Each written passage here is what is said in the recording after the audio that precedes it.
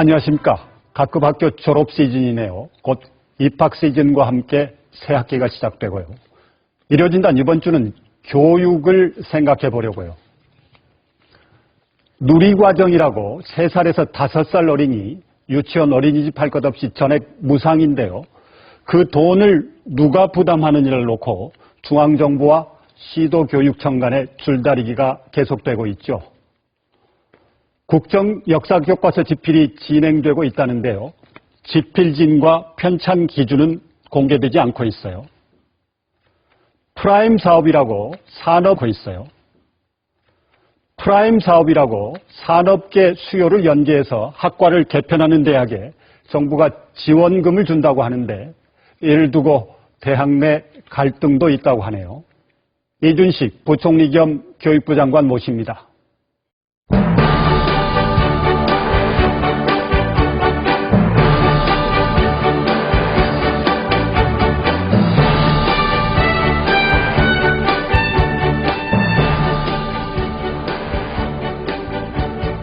어서 오십시오. 네, 나와주셔서 고맙습니다. 네. 취임이 1월 13일이었던가요? 네, 그렇습니다. 한 달 남짓됐는데 네. 정부에 들어오셔서 정책 책임을 맡아서 해보시니까 교수로 계실 때 이런 점 참 미처 몰랐구나 하는 게 있을 것 같은데요.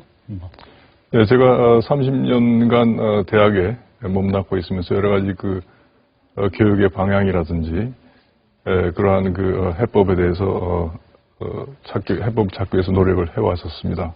근데 막상 제가 이 직을 맡아보니까 교육 현안들이 학교에서 생각하던 것과는 달리 상당히 긴급한 현안도 있고 또 장기적으로 우리가 대처해야 될 그런 과제도 있고 그런 면에서 상당히 바쁜 시간을 보내고 있습니다. 한 달 남짓 시간이라든가 신경이 들다든가 뭐 가장 신경 많이 쓰고 시간을 많이 들인 현안 어떤 걸 꼽으시겠어요? 지금 교육부에서 진행하는 6대 개혁 과제 모두 다 중요한 과제이기 때문에 신경을 쓰고 있습니다만 특히 최근 문제가 되고 있는 누리 과정 예산 편성과 관련된 일입니다. 네. 이제 하나하나 짚어보도록 하고요. 네. 이런 정책은 좀 성과를 내고 있다. 국민 여러분들이 좀 알아주셨으면 좋겠다 하는 것도 있을 것 같아요. 예, 그렇습니다.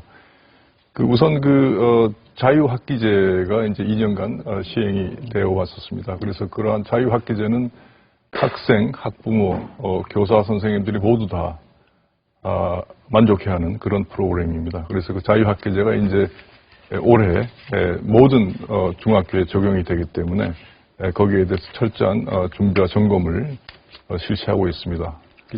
자유학기제라는 건 중간이나 기말고사 대신 이제 토론이라든가 이런 걸로 수업을 진행한다 이런 건가요? 예, 수업을 한 학기 동안에 수업은 오전에만 하고 오후에는 이제 진로 체험 학습이라든지 동아리 활동이라든지 자기 주도 학습을 통해서 학생들이 직접적으로 교과에 참여할 수 있는 기회를 가지는 그러한 제도가 되겠습니다. 연초부터 뉴스가 잇따라서요. 어린이 학대 문제를 짚지 않을 수가 없는데 예. 보니까 장기 결석했던 예. 아이들이라고 그래요. 예. 그러면 그동안은 장기 결석했던 아이들이 그냥 이렇게 방치되어 있었나요? 장기 결석된 아이들에 대해서 이제 교사 선생님들이 출석 요구를 하는 수준에서 그쳐 있었습니다. 그래서 그런 것들이 학교 당국만 가지고 파악이 될 수 있는 게 아니고 지역의 지역사회 그 다음에 경찰 이런 모든 어떤 관련되는 공공기관들이 협업으로 추진을 해야 실효성 있는 그런 예방책을 마련할 수 있는 상황입니다. 이번 사건이 계기가 됐겠습니다만 예. 또 특별히 근본적인 대책 새롭게 마련한 게 있나요? 그동안에는 이제 처음에 12월 달에 이제 그런 아동학대 사건이 발생했을 때 1월 한 달 동안 이제 전수조사를 실시를 해서 그 전수조사에 나타난 학교에 오지 않는 학생들에 대해서 조사를 한 결과 이제 요새 최근에 이제 그런 일들이 드러나게 된 것이고 앞으로 이제 더욱더 문제가 되는 게 이제 미취학 아동입니다. 학령기에 있으면서도 학교를 보내지 않는 학생들과 그 다음에 이제 중학교에도 그러한 학대 문제가 있기 때문에 그러한 그 조사를 미취학 학생과 중학교 학생까지 확대를 했습니다. 그래서 거기에서 이제 조사가 3월 말까지 조사를 하게 돼 있습니다. 조사가 완료되면 거기에 대한 대비책도 마련을 할 계획입니다. 이번에 그 이슈화가 됐으니까 뭐 단단히 챙겨보시리라고 믿고요. 네. 자, 가장 뭐 신경을 많이 쓴 현안이라고 말씀을 하셨는데, 누리과정, 3살부터 5살 어린이 뭐 무상 보육이죠. 네, 예산 그렇습니다. 논란이 오랜만에 문제가 아니에요. 해마다 되풀이되어 왔는데 쟁점이 무엇인지 곽근아 기자의 리포트 먼저 보고 갈까요? 지난 2013년 만 5살까지였던 누리과정이 만 3살 어린이들까지 확대됐습니다. 문제는 예산입니다. 시행 첫 해부터 누리과정 예산을 정부 예산으로 할지 자치단체 예산으로 할지 갈등이 빚어졌습니다. 결국 서울시의 경우 지방채를 발행하는 등 임시방편으로 보육 대란을 모면했습니다. 이후에도 정부와 시도교육청이 누리과정 재원을 서로 떠넘기면서 해마다 아슬아슬한 지원이 이루어져 왔습니다. 올해도 갈등은 되풀이됐습니다. 정부는 지방교육재정교부금 약 41조 원을 통해 누리과정 예산이 충분히 지급됐다고 설명합니다. 누리과정은 국세를 재원으로 하는 지방교육재정교부금으로 지원하고 있습니다. 이는 국가가 그 재원을 부담한다는 의미이며, 하지만 시도교육감들은 정부가 부담할 누리과정 예산을 시도교육청 예산으로 떠넘기려 한다며 반발했습니다. 여기에 복지부가 관할하는 어린이집의 누리과정 예산까지 교육청 예산으로 규정되면서 갈등은 더 깊어졌습니다. 대통령이 방안을 내야 된다. 대통령이 어떤 방법으로든 내는데 저희들의 생각으로는 긴급 국고에서 지원하는 방법 이외에 다른 방법이 없다.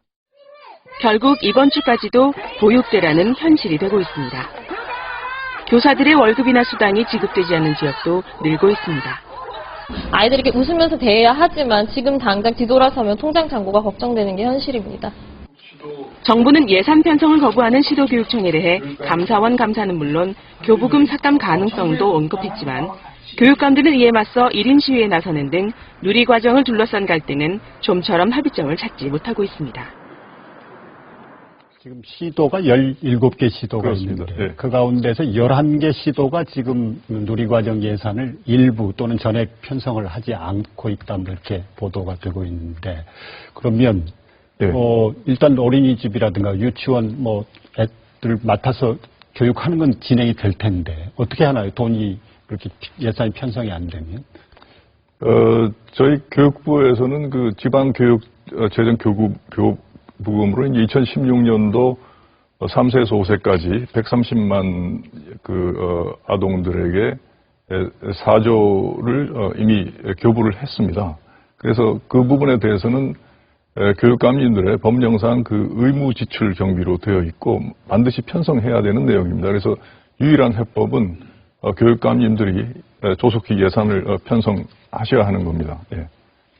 네, 지금 예. 시도교육청에서 여기에 안 나와 계시니까 예, 예. 시도교육청의 주장을 이제 대충해서 예, 말씀을 드리면, 예. 자, 누리과정이라는 게 본래 정부, 그러니까 대통령 공약으로 추진을 해서 정부가 부담을 해야 되는 거 아니냐. 예. 근데 왜 안 주느냐라는 거고, 시도교육청은 지금 정부에서는 말씀하신 대로 올해의 경우 4조 원을 주었다 이렇게 된다는 거거든요. 근데 시도교육감들의 주장은 지방교육재정 교부금 41조 원 매년 똑같이 오는 거다. 근데 누리과정의 부담액이 해마다 늘어나는데 거기에 꼬리표가 붙어 있는 게 아니고 교육재정 교부금은 시도교육감이 자체적으로 편성해서 이렇게 할 수 있는 거 아니냐, 이렇게 맞서고 있는 거라는 건데 맞습니까? 사실과는 다릅니다. 그러니까 2012년에 누리과정이 처음 도입됐을 때부터 이것은 여야 합의에 의해서 지방교육 재정 교부금에서 편성해서 쓰도록 그렇게 돼 있고, 이미 누리과정 예산 4조 원에 대한 것은 항목별로 공문 시행을 했습니다. 그래서 이 예산은 누리과정 예산이다 하는 것을 명시해서 교부를 한 상황입니다. 그러니까 그건 이제 정부의 예, 그렇습니다. 예. 공문으로 시행을 예. 한 거고 예. 교육감들은 이 지방 교육 예산은 교육감 자체적으로 편성해서 할 수 있는 거 아니냐 이렇게 맞서고 있는 거 아닌가요? 그렇지 않습니다. 법령상에 누리과정의 예산은 반드시 편성하도록 되어 있는 의무 사항입니다. 그렇기 때문에 편성하셔야 되는 겁니다. 예. 올해 지금 이제 4조 원을 그 누리과정 목표로 예, 그렇습니다. 내려보냈다고 하는데 예. 그동안 쭉 그 지방교육재정교부금 해마다 내려가는 걸 보면 거의 그 총액의 변함이 없는 걸로 돼 있어요.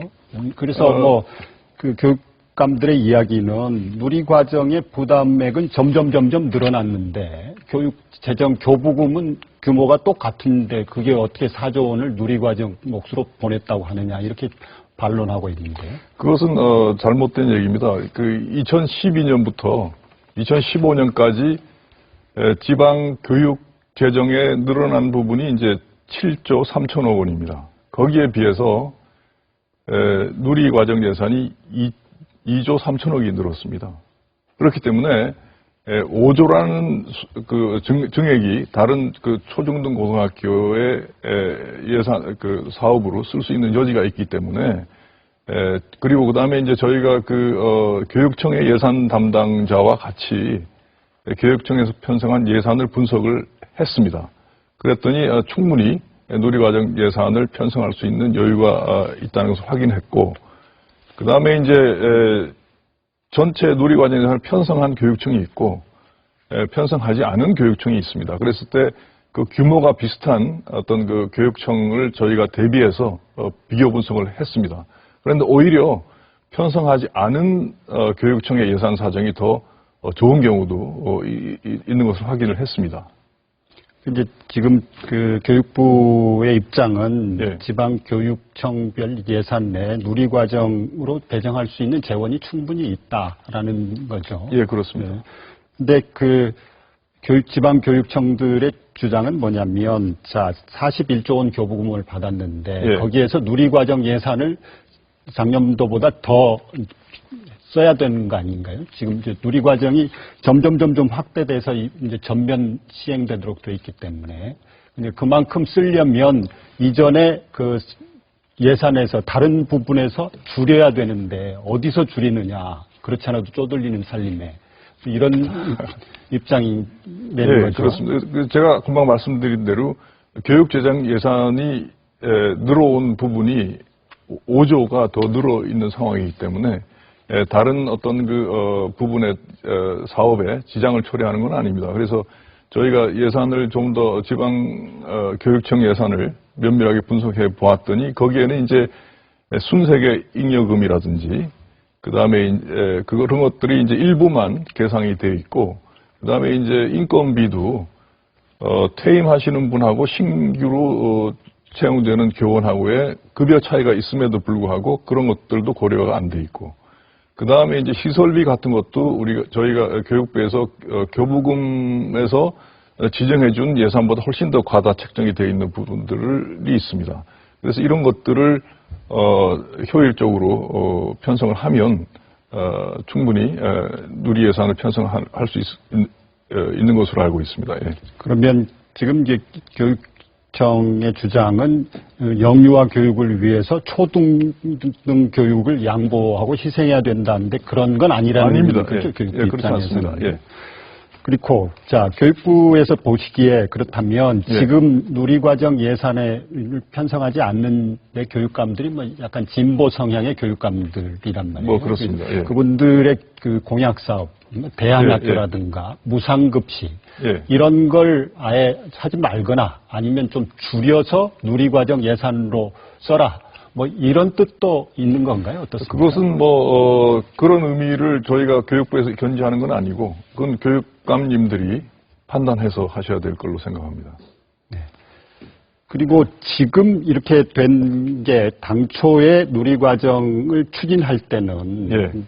재정 여건이 조금씩 나아지면서 재정 교부금을 조금씩 더 줄 수 있다는 그런 판단에서 했는데 경제 상황이 안 좋아지다 보니까 그 재정 교부금을 줄 수 있는 재원이 한정돼 있어서 그래서 초래된 거다. 장기적으로 이런 데 대한 좀 그 대책이 강구돼야 된다. 뭐 이런 데 대해서는 어떻게 그러니까 그 생각하십니까? 전체적으로 시도교육청에서 활용할 수 있는 재원은 교부금이 있고 그 다음에 이제 지방자치단체에서부터 전입이 되는 부분이 있고 그 다음에 자체 수익 등으로 이제 구성이 되어 있습니다. 그랬을 때 이제 그 다음에 이제 또 과용해서 쓸 수 있는 부분이 이제 지방채를 발행하는 부분인데 사실상 2015년 작년에는 재정 사정이 이제 세월호 사건이라든지 메르스 사태로 인해서 여건이 아주 안 좋았기 때문에 사실상 세수가 감소를 했습니다. 그래서 이게 교부금이라는 것은 뭔가 하면 그 국세와 연동해서 국세의 20.27%가 가는 거기 때문에 유동적입니다. 그러니까 세금이 얼마나 거치는지에 따라 달라지는 부분이고 그래서 그 부분에 대해서는 이제 그 부분을 메워나가는 것이 뭔가 하면 지방채를 발행하는 겁니다. 그래서 2015년에는 지난해 14년보다 지방채가 6조 1천억 규모로 크게 증가를 했었습니다. 그러나 올해는 2조 2천억이 감소해서 이제 3조 9천억 수준의 어떤 그 지방채 규모를 발행할 수 있는 여지가 있기 때문에 그러한 것들이 이제 교부금이 예상대로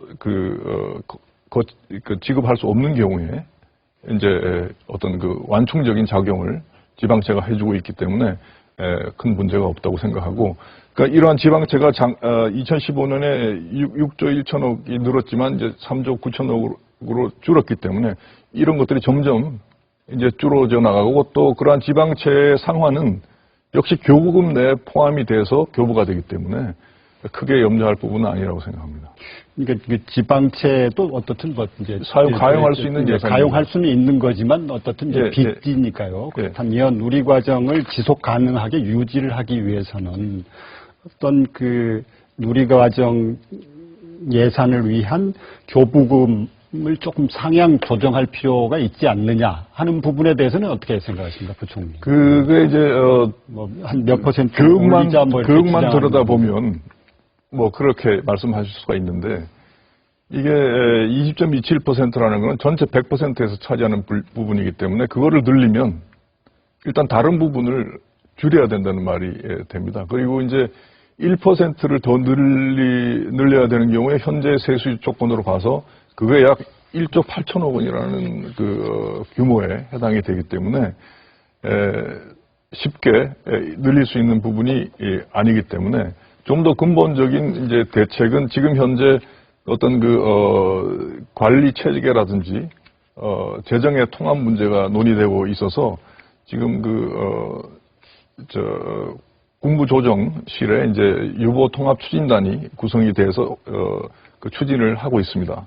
그래서 지금 올해가 이제 3단계째인데 올해 3단계에서는 당초 계획대로 이제 관리부처와 재원 통합을 해서 그 과정에서 좀 더 근본적인 어떤 그 대책을 마련할 수 있을 것으로 생각하고 있습니다. 지금 말씀하신 유보 통합이라고 하는 게 유치원은 이제 교육부가 관할하는 교육기관이고 어린이집은 복지부 관할의 이제 보육기관 뭐 이걸 이제 재정 지출 책임이 통합된 걸 계기로 해서 이런 그 시행 감독 책임 주체까지도 통합하자 뭐 이런 말씀이신데요.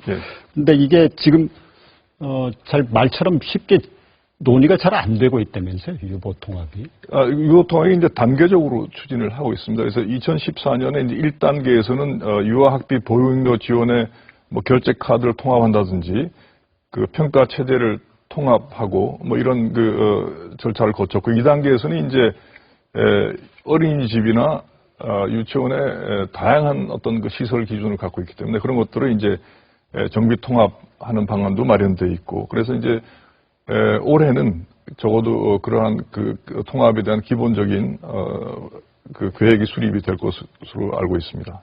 지금 교육부는 뭐 유보 통합에 대해서 적극적인데 복지부 쪽에서는 조금 또 뭐 원치 않는다 뭐 이런 보도도 있어요. 보면 자신들의 뭐 영역이 넘어간다는 차원에서 그거는 제가 확인을 해본 상황은 아닙니다만은 그 관리부처 통합은 어떤 그 개별 부처의 입장보다는 국가 차원의 종합적이고 일관된 그 영유아 교육 정책 수립이 가장 효율적으로 진행될 수 있도록 마련되어야 된다고 생각합니다. 네, 유보통합 예. 말씀을 하셔서 이 유보통합에 예, 예, 대해서 예, 문제가 예. 갔는데 예. 그 이전에 그 지금 현 상황을 타개한 방안으로 조희연 서울시 교육감 같은 분이 자 그러면 올해 일단 예산을 편성을 하고 예. 뭐 교부금 비율을 한 1%포인트 올리는 걸 같이 논의하자. 이 부분에 대해서는 교육부 입장은 어떤 쪽입니까? 뭐 그게 그러니까 올해 예산을 편성하자 하는 것은 편성할 수 있다는 뜻이거든요. 첫째, 거꾸로 얘기하면. 네. 그 다음에 이제 내년에 1%를 올리자 이런 이제 말씀이신데 그것은 교육부에서 쉽게 말씀드릴 내용은 아니고 관련 부처들이 협의를 해야 되는 부분입니다만은 기본적으로 지방교육재정 교부금이라는 것은 세수에 의존하는 거기 때문에 결국 우리 경기가 활성화되고 세수가 올라가면 따라서 증액이 되는 부분입니다. 예.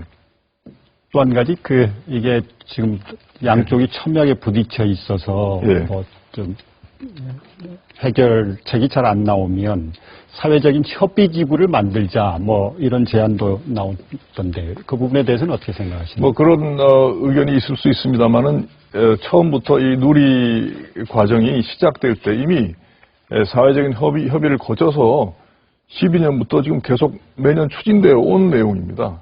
그래서 이제 거기에 대해서 다시 어떤 그 사회적 뭐 논의 기구를 만들자 하는 것은 오히려 혼란을 초래할 수 있는 문제도 있고 그 유보통합 추진단이 지금 가동 중이기 때문에 그 추진단에서의 그 활동을 좀 더 지켜봐야 될 필요가 있다고 생각합니다. 또 한 가지 하나만 더 여쭤보고 예. 지금 현재 그 유아교육법이라든가 지방교육재정 교부금법 이런 데 보면 어린이집이 이 교육기관으로 인정되는 그런 규정이 없다고 돼 있어요. 예, 그래서 교육기관 영유아 보육법 시행령, 정부의 예. 시행령으로 지금 예, 이제 예. 그런 그 누리과정을 정부 방침대로 추진을 하고 있는데 이런 부분은 좀 정리가 필요한 거 아닌가요? 그렇습니다. 법제적으로? 그 교부금법에는 교육기관으로만 돼 있지 그러니까 교육기관이 거기 무엇을 무슨- 얘기하는가 하는 게 뚜렷하게 나타나 있지 않습니다.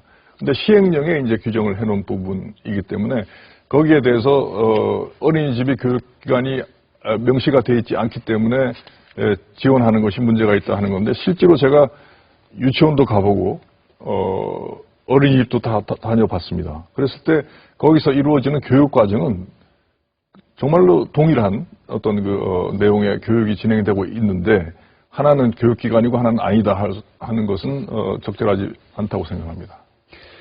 네, 자 누리과정 뭐 예, 시간 관계상 예, 그 정도로 예, 접고요. 예, 역사교과서 국정화로 예. 논지를 예. 좀 옮겨보죠. 예. 지금 국정 역사교과서 집필이 어떻게 진행되고 있습니까? 개괄적으로 좀 설명을 예, 해주시죠. 그러니까 집필진이 이제 작년 11월 20일 날 구성이 되었습니다. 근데 그때부터 이제 사전 집필 준비를 해왔습니다. 예를 들면 이전에 교과서를 검토한다든지 자료를 수집한다든지 이런 일들이 이제 추진되어 왔었고 그 다음에 이제 편찬 기준이 1월 중순에 확정이 되었습니다. 그래서 그러한 편찬 기준에 따라서 본격적으로 지금 교과서를 집필하고 있고, 그 다음에 이제 일반 그 검정 교과서인 경우는 이제 집필진이 7, 8명 정도로 구성이 되어 있는데 지금 국정 교과서는 46명이 하고 있기 때문에 저희가 처음에 그 집필 계획을 세웠던 대로 차질 없이 지금 집필이 진행되고 있습니다. 집필진이 46분이라고 지금 말씀을 예, 하셨는데, 그분들의 뭐랄까요, 안정적인 집필 환경 조성 뭐 이런 걸 예. 위해서 이제 집필진 공개를 못하고 있습니다. 않는다는 예. 방침이 되는 거죠, 정부가. 예, 그렇습니다. 그리고 말씀하신 게 1월 중순에 편찬 기준을 확정했다고 예. 하는데, 편찬 기준도 아직 이렇게 밝히지 않은 뭐 이유가 있습니까? 같은 이유입니다만 편찬 기준을 공개하는 것은 뭐 그 원칙에는 변함이 없습니다. 단지 이제 집필진들이 이제 금방 말씀하신 대로 안정적인 집필 환경을 마련해 줘야 되기 때문에 공개 시기에 대해서는 조금 더 논의가 필요하다고 생각을 하고 있습니다. 1월 말에 확정됐다고 그러는데 예. 공개 시기를 논의해서 공개하겠다 이런 말씀으로 들으면 되겠습니다. 작년 11월 달에던가요? 그 국사편찬위원장이 하여간 결정되는 대로 공개하겠다고 그랬는데 이게 좀 더 시간이 필요하다 이런 말씀이신가요? 예, 그렇습니다. 여러 가지 얘기들이 나오고 있는데 적정한 시기에 공개하도록 하겠습니다. 예. 그리고 지금 현재 정부의 그 시간표로 보면 올 연말까지 이제 집필을 다 완료하고 전문가라든가 예, 교육 그렇습니다. 현장의 어떤 검토, 심사 이런 것을 거쳐서 내년 새학기부터 이제 이 교육 현장에 배포한다는 그런 계획인데 이게 그 사질 없이 진행될까요? 어떻게 예, 보세요? 지금까지 크게 문제가 있다는 보고를 받은 적은 없습니다. 그래서 당초 계획한 대로 11월까지 국민 여러분 모두가 납득할 수 있는 그 양질의 교과서를 개발해서 금방 말씀하신 대로 현장 교내 검토와 그 다음에 이제 각종 전문 기관의 감수를 거쳐서 인터넷상에 공개하도록 그렇게 하겠습니다. 그래서 인터넷 공개를 통해서 이제 국민 여러분과 언론에서 잘 검토를 해줘서 의견을 주시면 반영하는 그런 절차를 거치도록 하겠습니다. 말씀하신 11월까지 집필을 하셔서 그렇게 인터넷에 공개하겠다. 예. 지금 역사 교과서 국정화 방침을 결정할 때도 여러 가지 논란이 많았거든요. 예. 근데 이게 1차 말하자면 안이 나왔을 때 의견이 굉장히 분분할 거라고요. 근데 그 정도의 검토, 심의, 의견 수렴이 충분할까요? 하여튼 저희가 하여튼 그 이념적인 편향이 없는 균형 잡힌 교과서를 올바른 교과서를 만들기 위해서 최선의 노력을 다하고 있습니다. 그러나 그것이 보는 시각에 따라서 진보 또는 보수 모두 다가 어떤 이의를 제기할 수 있는 부분이 없다고는 할 수 없습니다. 그래서 그런 부분을 그런 논란이 일어나지 않도록 하여튼 지금 현재 최선을 다하고 있다 하는 말씀을 드리겠습니다. 지금 현재 계획으로 구체적으로 의견 수렴을 어떻게 하시겠다 이런 계획 같은 건 있으신가요? 지금 현재 아까 금방 말씀드린 기본적인 원칙 공개하고 인터넷상에도 공개를 해서 국민 여러분과 전문가 언론 의견을 받아서 하겠다 하는 것이고 구체적인 계획을 곧 세우도록 하겠습니다. 예. 역사 교과서 국정화에 대해서도 다음에 또 논의할 기회가 있으리라고 믿고요. 자, 프라임 사업이라고 하죠. 이제 영어를 써서 죄송합니다만 아닙니다. Program for Industrial Need Matched Education 산업 수요 연계 교육 활성화 사업이라고 그렇습니다. 번역이 되나요?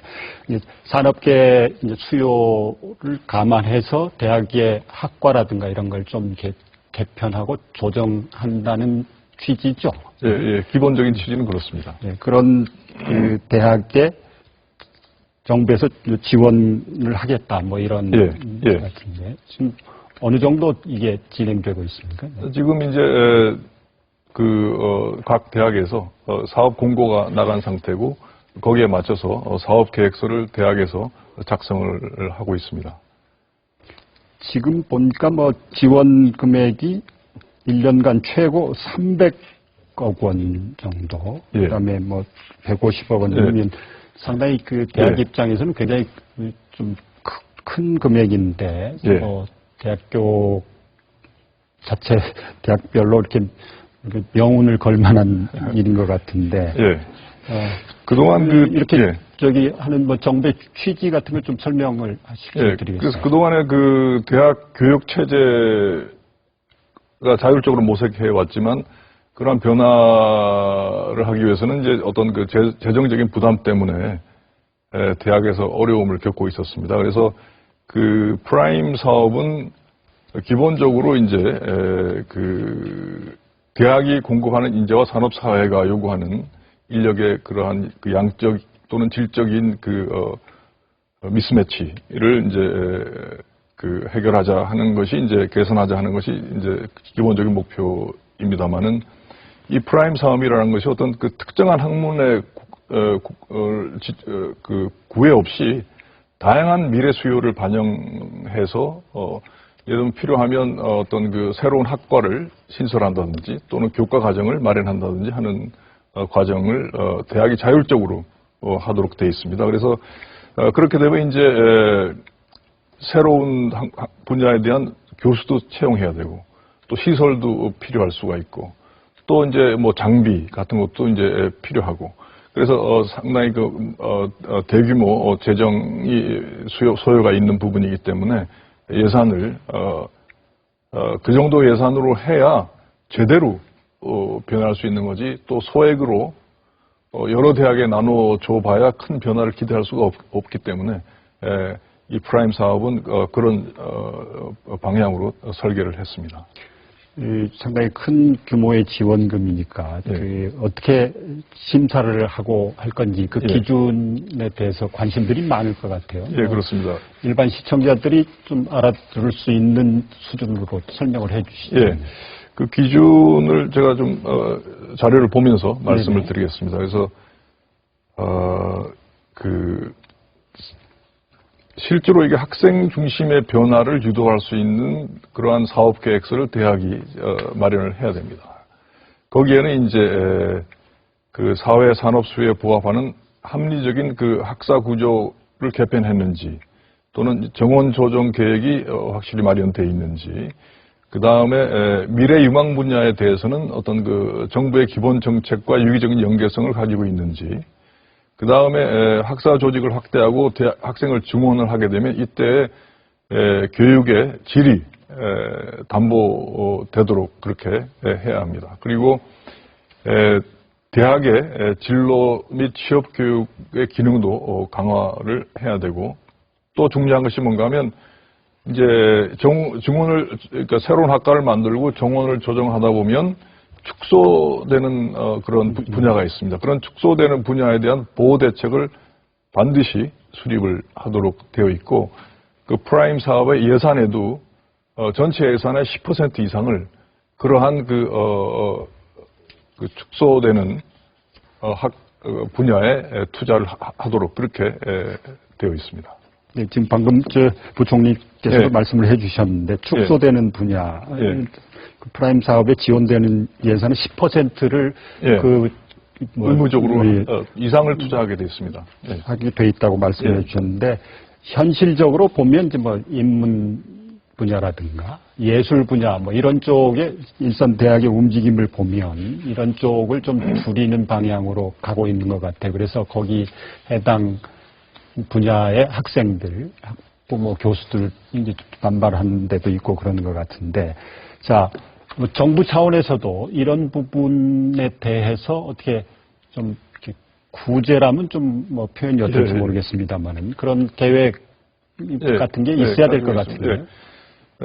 그 대학에서 대학의 특성에 따라서 새로운 어떤 그 유망 분야로 무엇을 할 것인가는 전적인 자유 내용입니다. 그래서 인문학 분야라고 해서 꼭 배제되는 것이 아니고 예체능 분야라고 해서 배제되는 것이 아닙니다. 요새는 인문학 관련된 산업, 예체능 관련된 산업도 굉장히 활발하게 서비스 산업으로 발전하고 있기 때문에 그런 부분을 특화시키려고 하는 대학도 틀림없이 있을 거라고 생각을 합니다. 그러나 아무래도 이제 일반적으로 봤을 때 이제 이공계의 증원이 더 하게 될 것이다 하는 그런 예측이 가능하기 때문에 그래서 우리가 인문학 같은 어떤 기초학문을 보호하기 위해서, 그러니까 기초학문이라는 게 대학의 기본적으로 기초학문을 육성하고 거기에서 학문 후속 세대를 양성하는 것이 이제 기본적인 책무에 해당하기 때문에 그런 부분을 서울에서는 절대 안 된다고 생각하고 또 미래 산업에서는 그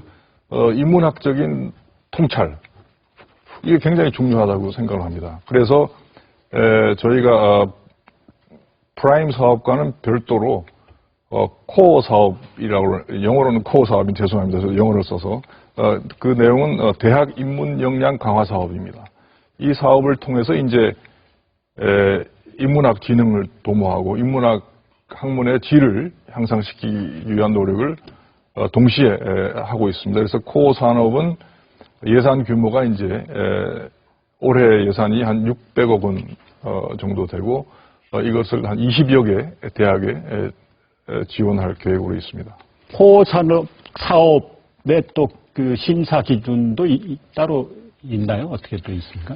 코어 사업은 그러니까 두 가지 측면에서 고려가 돼. 하나는 한 부분은 이제 인문학 학문 발전 부분이 있고, 하나는 이제 인문학의 중요성에 따라서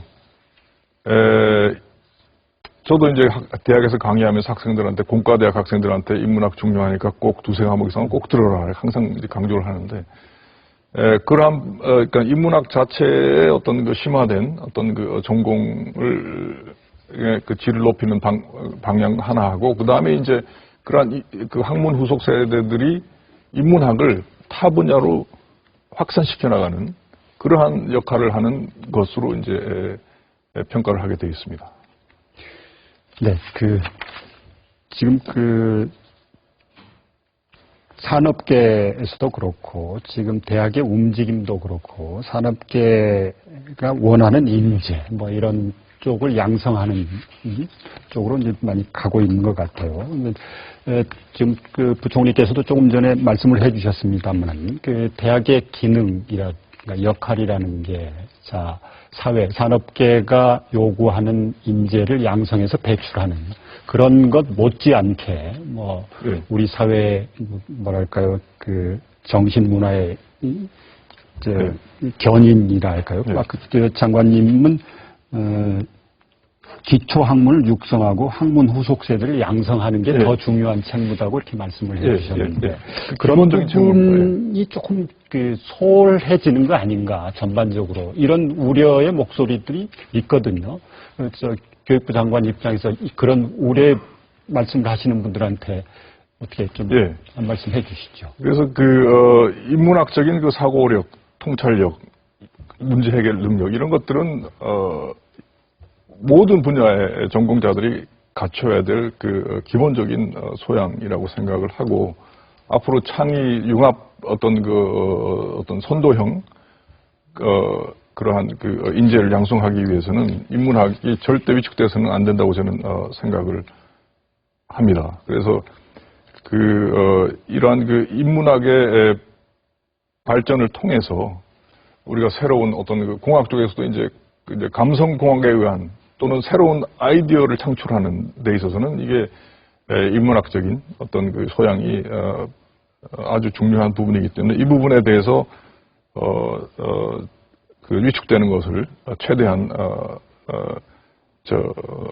그렇게 되지 않도록 저희가 신경을 쓰고 관심을 가지도록 하겠습니다. 그래서 프라임 사업이 물론 산업 수요에 부응하는 인재를 양성하는 것이 기본적인 어떤 개념이지만은 지금 현재 그것이 인문학을 위축시키려는 것이 아니고, 지금 현재 보면 너무 미스매치가 큽니다. 그래서 그것을 어느 정도 밸런스를 맞추자 하는 것입니다. 그러니까 통계를 보면 한 23년 정도 되면 이공계 쪽은 한 21만 명의 인력이 부족하고, 인문사회 분야는 32만 명 정도의 과잉 공급이 된다는 그런 통계가 있습니다. 그래서 거기에 대해서 사전적으로 좀 대비하자 하는 것이지, 인문학의 약화가 되면 안 된다고 저는 생각합니다. 사업에 대해서 그 정도로 짚고요. 자, 최근 지하철이라든가 버스, 택시 타 보면 반값 등록금이 실현됐다 이런 정부의 광고 이런 문구를 보이던데, 정말 반값 등록금 된 건가요? 일반 학생들, 학부모들은 그렇게 못 느끼시는 것 같은데. 그게 이제 우리나라 전체의 대학생들의 등록금 총액이 14조 원입니다. 네, 14조 원. 14조 원 중에서 이제 반값 등록금이라면 이제 7조가 이제 장학금으로 지급이 돼야 되는 부분입니다. 그래서 7조 중에 3조 9천억 이제 한국 장학재단을 통해서 정부 예산으로 지원이 되고, 그 3조 1,000억은 대학 자체에서 조달해서 7조 원을 만들고 있습니다. 그러니까 이제 이름이 앞에 보시면 그 소득이 연계된 반값 등록금이기 때문에 저소득층 학생들은 전액을 지원받는 경우도 있고, 그다음에 이제 좀 그 높은 소득인 그런 가정의 대학 학생은 그 감면받는 액수가 작기 때문에 실제 체감하는 면에서 이제 느끼지를 못하는 것 같습니다. 그래서 올해는 작년하고 조금 달라진 게 뭔가 하면 작년에는 등록금을 일단 내고 그 다음에 장학금을 이렇게 받아서 하는 시스템이었는데, 그렇게 되면 이제 그전에는 당장 등록금을 낸 목돈이 없는 분들이 이제 은행에서 대출을 받든지 해서 해야 되는데, 요번에는 아예 감면하고 나머지 액만 내도록 이런 걸로 이제 시스템을 바꿨습니다. 그래서 이제 대학생들이 대출 받는 그런 어려움도 없어지고, 실질적으로 더, 이렇게 그 등록금 고지서를 봤을 때 그런 감면을 다 한 다음에 꼭 내야 될, 그 등록금만 거기에 기재되어 있기 때문에 훨씬 더 앞으로 체감도가 달라질 것으로 이렇게 생각합니다. 이 전체 우리 대학 등록금 규모가 14조 원인데 예. 그중에 정부가 한 4조 원, 예, 3조 예, 9천억 예, 정도, 그렇습니다. 그다음에 예. 대학 자체적으로 한 3조 1천억 정도를 장학금 뭐 이런 걸로 예. 해서 했기 때문에 전체 등록금 규모로 보면 절반이었다. 예, 그렇습니다. 근데 체감은 잘 못하는데 그걸 또 체감도 늘릴 수 있도록 하겠다 이런 말씀으로 들어도 될까요? 예. 근데 물론 이게 저소득층 위주의 장학 지원이 돼야 되겠죠. 근데 어떻든 대학생들이나 학부모들은 등록금 고지서에 등록금 고지액이 반값이 로 해달라 뭐 이런 주문인 것 같아요. 그 말씀은 맞는데 보면 전액 면제, 그러니까 반값보다 훨씬 더 지원을 받는 학생도 있고, 그렇죠. 네. 그 다음에 이제 반값보다 덜 지원받는 분들이 있는데, 이거는 이제 소득을 연계해서 지원하기 때문에 사실적으로 소득 연계를 하지 않는다면 모든 학생에게 동일하게 지원한다면 반값이 되는 거죠. 그러나 그것보다는 저소득층 학생에게 좀 더 도움이 될 수 있는 방향으로 장학금을 지급하는 게 좋다 하는 것이 교육부의 방침입니다. 근데 저소득층 학생들 입장에서 또 말씀을 드린다면, 예. 근데 또 여전히 뭐 일정 성적 기준이 있겠죠. 장학금을 받으려면. 이전에는 주로 성적 기준에 의한 그 장학금을 배분을 했었는데 요즘 많은 대학들이 소득 기준으로 바뀌어 나가고 있습니다. 그래서 예를 들면 뭐 고려대학교도 완전히 그 소득 기준에서 그러니까 그 성적 기준으로 주는 장학금 다 없애고 소득 기준으로 바꾼다든지 해서 점진적으로 다 그런 쪽으로 방향을 틀고 있기 때문에 그 저소득층에 대한 그 지원이 더 강화될 걸로 생각합니다. 또 한 가지 대학교 총장 선출을 둘러싼 논란도 하여간 계속 끊이지 않는데요. 최근에 뭐 충남대의 경우에 1순위 후보가 아닌 2순위 후보를 이제 총장 취임을 엊그저께 하신 것 같은데, 그리고 한 전국 국립대 41곳 가운데서 10곳이 지금 총장 자리가 비어 있다고 맞습니까, 이거? 예, 그렇습니다. 그래서 교육부가 이제 지난해 12월에 국립대학 총장 임용제도 보완 방안을 이제 발표를 했고, 그리고 이제 총장 후보자 선정 과정에서 이제 대학의 자율성과 대학 구성원의 참여를 확대하는 그런 방안으로 이제 제도를 개선 중에 있습니다. 근데 지금 현재 10개 말씀하신 대로 10개 대학이 이제 총장이 공백 상태에 있는데, 이 부분에 대해서는 이제 소송이 제기되어 있는 부분들이 이제 있고, 그 다음에 다른 대학은 이제 대학 내부의 어떤 갈등으로 인해서 임용을 못하고 있는 경우도 있는데, 하여튼 이 부분은 가능한 빠른 시일 내에 그 공백 상태를 해소하기 위해서 최선을 다하도록 하겠습니다. 부총리님도 이제 대학 교수 예, 출신이신데 그렇습니다. 예. 대학 총장을 모시는 데 있어서 대학 교수들, 대학 구성원들의 의사가 우선적으로 존중돼야 되는 거 아닌가요? 어떻게 예, 그렇습니다. 보세요? 근데 이제 대부분의 직선제의 경우는 교수가 이제 합의를 해서 이제 어떤 그 총장을 선출하는 부분이지만 교육부에서 제시하고 있는 것은 이제 교수뿐만 아니라 직원 또 일부 학생들까지 참여할 수 있는 그러한 그 대학 구성원의 어떤 그 합의제를 그러니까 권고를 하고 있는 상황입니다. 예, 또 뭐 여쭤보고 싶은 게 지금 우리 다문화 가정 예. 늘면서 한 다문화 가족이 100만 명 정도 이른다고 그러는데 예. 이 다문화 학생들을 위한 그 정책 예. 이런 것도 좀 더 강화돼야 되는 거 아닌가 뭐 이런 의견들이 있어요. 어떻게 생각하세요? 제가 중점적으로 지금 현재 이제 여러 가지 교육개혁 사업들이 진행되고 있습니다만은 제가 중점적으로 추진하고 싶은 것 중에 하나가 바로 말씀하신 다문화 가정 학생에 대한 교육입니다. 그래서 지금 다문화 학생들의 그 가족이 100만 명에 이른다고 지금 말씀을 하셨는데 실제로 작년 기준으로 학생 초중고등학교 학생은 8만 2천 명, 8만 2천 명. 2천 명이 달하고 있습니다. 그래서 이 학생들이 우리 교육의 제도권 내에서 잘 교육을 시켜야만이 이게 나중에 대한민국 시민으로서 긍지를 가지고 우리 나라에 기여할 수 있는 부분이 있지만 이게 실패할 경우는 이 학생들이 이제 성인이 돼서 사회에 나가게 됐을 때 자칫 잘못하면 이게 어떤 그 사회적인 문제로 커질 수 있는 부분이 있기 때문에 제가 특별히 관심을 가지고 있는 그런 부분입니다. 우리가 지금 현재 다문화 가정 학생이 아무래도 그 언어의 문제라든지 교우 생활 이런 것 때문에 학교 생활에 어려움을 겪고 있습니다. 그래서 이러한 학생들에 대한 특성을 고려한 지원으로 이제 교육 기회 균등을 꼭 실현을 해서 이런 학생들이 우리 일반 한국 학생들과 이제 잘 어울려 지낼 수 있도록 이제 그런 그 기틀을 마련하려고 합니다. 근데 이제 오늘 가서 물어봤더니 제일 큰 문제가 국적 취득 문제라고 합니다. 그러니까 국적 없이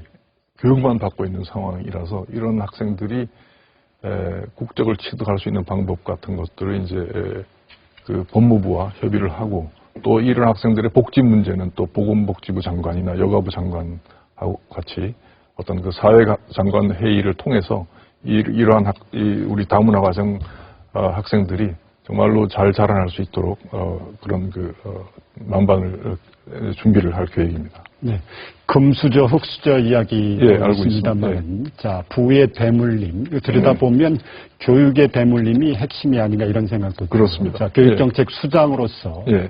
어떻게 인식하고 계시고 어떤 그 대책을 강구하고 계신지 마무리 말씀으로 해주시죠. 예. 그래서 교육이라는 것을 통해서 우리 학생들이 자기의 꿈을 실현하고 성장 사다리로 이제 가야 되는 것이 틀림없습니다. 그러니까 저도 저 자신의 꿈을 교육을 통해서 이루어왔다고 저는 생각하기 때문에 그리고 제가 취임하는 일성으로 이제 신문의 기자분하고 인터뷰를 했을 때 교육의 기회균등을 실현해야 된다 하는 얘기를 제일 먼저 강조를 했었습니다. 그래서 이 부분은 제가 특히 관심을 가지고 추진을 하도록 하겠습니다.